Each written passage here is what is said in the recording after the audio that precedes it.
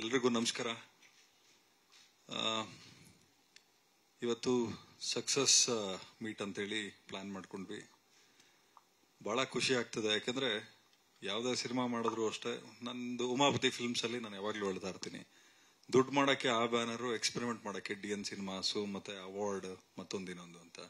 But ನಿಜವಾಗ್ಲೂ out of the blue Moon ಈ cinema success ನನಗೆ ಡೈಜೆಸ್ಟ್ ಮಾಡ್ಕೊಳಕ್ ಆಗ್ಲಿಲ್ಲ. ಅಂದ್ರೆ ನಾವ್ ಅನ್ಕೊಂಡಿದ್ದು ಸ್ಲೋ ಪಿಕಪ್ ಆಗ್ತದೆ. ಯಾಕಂದ್ರೆ ಎಷ್ಟೋ ಸಿನಿಮಾಗಳು ಥಿಯೇಟರ್ ಇಂದ ಹೋಗಿ OTT ಅಥವಾ ಸ್ಯಾಟಲೈಟ್ ಅಲ್ಲಿ ಟೆಲಿಕಾಸ್ಟ್ ಆಗ್ಬೇಕಾದ್ರೆ ಹಿಟ್ ಆಗಿರ್ತವೆ, ಥಿಯೇಟರ್ ಅಲ್ಲಿ ಹಿಟ್ ಆಗಲ್ಲ. ಸೊ ನಾನು ಚಿಕ್ಕಣ್ಣನ್ಗೂ ಬಹಳಷ್ಟು ಸಲ ಹೇಳಿದೆ, ಅಪ್ಪಾಜಿ ತಲೆ ಕೆಡಿಸ್ಕೋಬೇಡ, ಗೆಲ್ಲೋರ್ಗೆ 108 ವಿಘ್ನ. ಮತ್ತೆ ಯಾವತ್ತು ನಮಗೆ ಯಾವುದೇ ವಸ್ತು ಸಂಪಾದನೆ ಮಾಡಕ್ಕೆ ಬಹಳ ಕಷ್ಟಪಟ್ಟಿರ್ತೀವಲ್ಲ, ಅದೇ ನಮ್ಗೆ ದಕ್ಕುವಂಥದ್ದು, ಅದೇ ನಮ್ಮನ್ನ ಕಾಪಾಡುವಂಥದ್ದು ಅಂತ.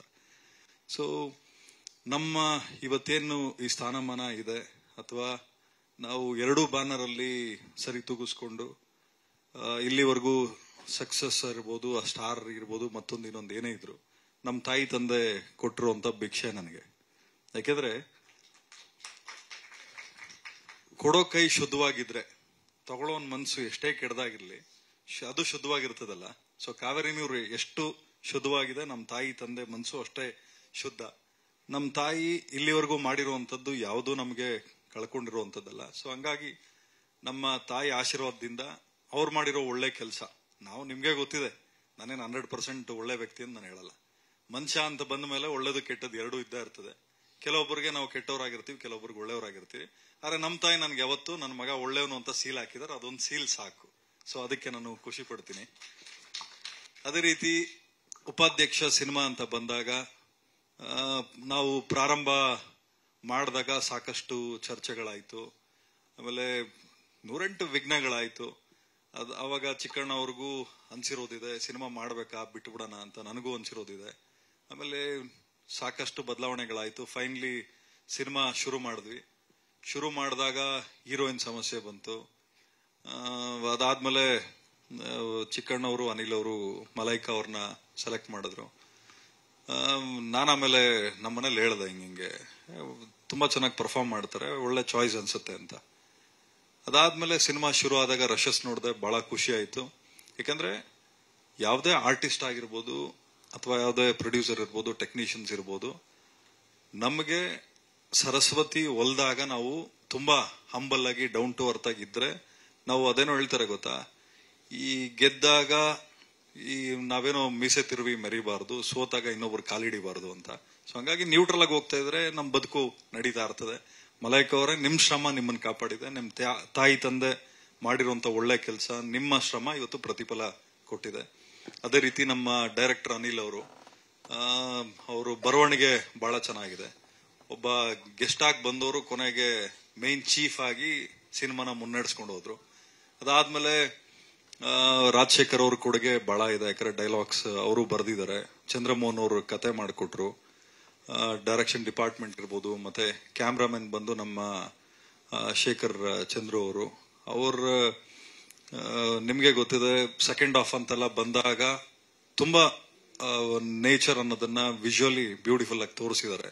ಮ್ಯೂಸಿಕ್ ಡೈರೆಕ್ಟರ್ ಅರ್ಜುನ್ ಜನ್ಯ ಅವರು, ಪ್ರತಿಯೊಬ್ರು ಬಹಳ ಕಷ್ಟಪಟ್ಟಿದ್ದಾರೆ. ಅಂಡ್ ಸಾಕಷ್ಟು ಜನ ಸ್ಟಾರ್ಸ್ ಈ ಗೆಲುವಿಗೆ ಕಾರಣಕರ್ತರಾಗಿದ್ದಾರೆ. ಯಾವುದೇ ಒಂದು ಸಿನಿಮಾ ಮಾಡಬೇಕಾದ್ರೂ ಅಷ್ಟೇ ಸಾಕಷ್ಟು ಶ್ರಮ ಪಡಬೇಕಾಗ್ತದೆ. ಚಿಕ್ಕಣ್ಣವರು ಎಷ್ಟೋ ಸಲಿ ನಿದ್ದೆ ಬಿಟ್ಟಿದ್ದಾರೆ, ಊಟ ಬಿಟ್ಟಿದ್ದಾರೆ. ಹೇಳ್ತಾ ಇದ್ದೆ, ಅಪ್ಪ ತಲೆ ಕೆಡಿಸ್ಕೊಂಬೇಡ, ಅಂದ್ರೆ ನಾವೇನೋ ಮಾತಾಡ್ತಾ ಇರ್ತೀವಿ, ಅವ್ರಿಗೆ ಒಂಥರ ಆಬ್ಸೆನ್ಸ್ ಮೈಂಡ್ ಅಲ್ಲಿ ಇರೋರು. ಕೇಳಿದ್ರೆ ಅಪ್ಪಾಜಿ ಯಾರೋ ಎದುರಿಸ್ತಾರೆ, ಅಂದ್ರೆ ಸಿನಿಮಾ ರಿಲೀಸ್ ಆದಾಗ ಹೆಂಗೆ, ಫ್ಲಾಪ್ ಆಗ್ಬಿಟ್ರೆ ಹೆಂಗೆ. ಸೊ ಚಿಕ್ಕಣ್ಣನ್ಗೆ ಫ್ಲಾಪ್ ಅನ್ನ ಪದ ಕೇಳಿದ್ರೆ ಸಾಕು, ಒಂಥರ ಈ ಶೇಕ್ ಹಾಕ್ಬಿಡೋರು.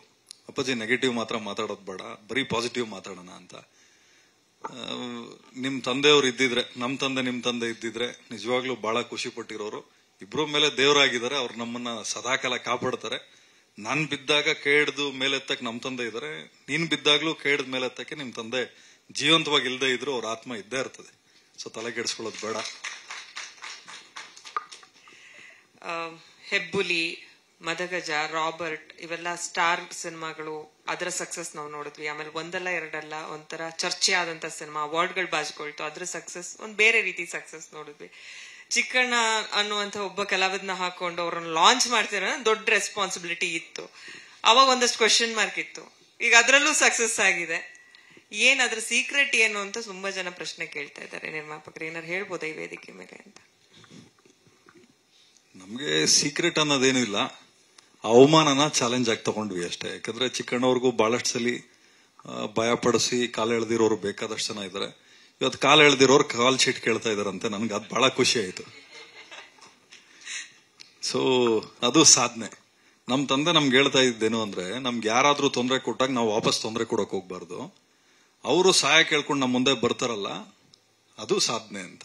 ಸೊ ಹಂಗಾಗಿ ಚಿಕ್ಕಣ್ಣವ್ರಿಗೆ ಯಾರ್ಯಾರು ಅವಮಾನ ಮಾಡಿದ್ರು, ಯಾರು ಕಾಲು ಎಳೆದಿದ್ರು, ಅವತ್ತು ಕಾಲು ಎಳೆದಿದ್ರು ತೊಂದರೆ ಇಲ್ಲ. ನಮ್ಗೇನು ಎಲ್ಲಾರು ಸಹಾಯ ಮಾಡಬೇಕು ಅನ್ನೋದೇನಿಲ್ಲ. ನಿಮಗೆ ನಮಗೆ ಹಣೆ ಬರ್ಕೊಳ್ಳುವಂತ ಶಕ್ತಿ ಕೊಟ್ಟಿದ್ದಾನೆ. ನಾವೇನ್ ಯಾರ ಸಹಾಯನೂ ಬೇಕಾಗಿಲ್ಲ. ಆದ್ರೂ ಸಿನಿಮಾ ಅಂತ ಬಂದಾಗ ರಾಜಕೀಯ, ಸಿನಿಮಾ, ಕೆಲವೊಂದಷ್ಟು ಫೀಲ್ಡ್ ಜನಗಳಿದ್ರೆ ಮಾತ್ರ ನಮ್ ಜೀವನ ನಡೀತದೆ. ನಮ್ ಬಂಡಿ ಮುಂದಕ್ಕೆ ಹೋಗ್ಬೇಕು ಅಂದ್ರೆ ಜನ ಇರಬೇಕು.